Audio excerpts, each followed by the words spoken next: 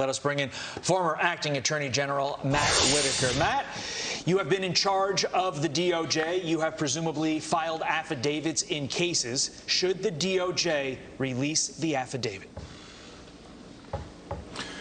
Good morning. And typically in a case, a typical case, you wouldn't release the affidavit until charges are filed or ultimately your investigation is complete. In this case, I think it's different. And obviously, Merrick Garland took weeks to decide to execute this search warrant.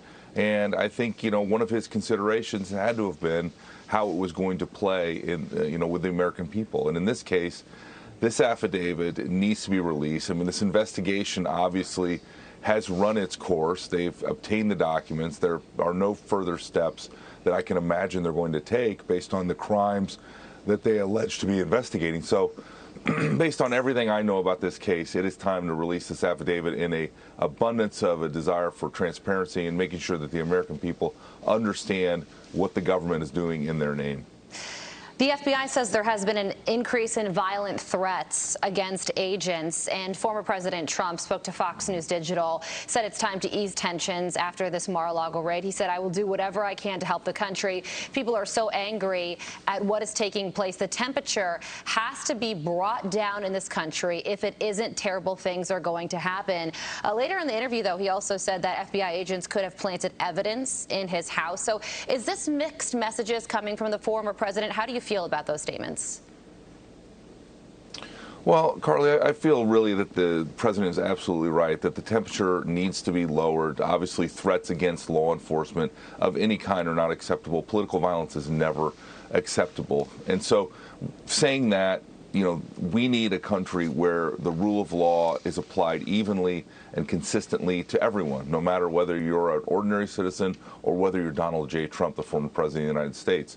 And so in this particular case, obviously the Department of Justice and the FBI needs to take steps themselves to lower the temperature. And a lot of that is transparency, answering these questions, talking about investigations like this, why for the first time in America's history, a search warrant was executed on a former president of the United States. And once I think that happens, then I think we will have the temperature lowered. But until then, the ball's really in DOJ's court.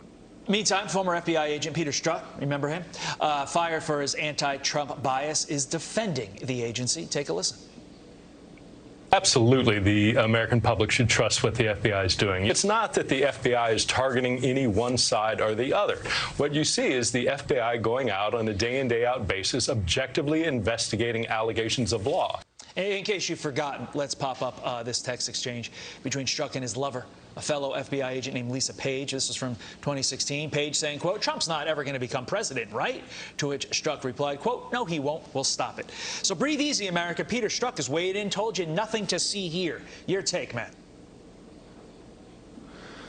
Well, I think this is a red herring. I mean, when he pops up and tries to assure us that there's no political influence at the FBI, I think we should be a little worried because, he is the guy that led an investigation into the President of the United States when there was no predication and there was no evidence that Donald Trump and his campaign had any relationship with Russian government. And in this case, that we have this search warrant executed on, Peter Strzok is really giving away the goods, which is there are some at the FBI that believe that Donald Trump is a criminal. And so they're going to pursue this case as much as they possibly can. And it's that bias and that desire to get Trump no matter what that has really colored, I think, a lot of the last 6 years at the FBI. And until they're willing to do their work above board without any political influence whatsoever, we're going to have troubles like we have right now in this case. Yeah, you just have to wonder how we got here with the FBI, an agency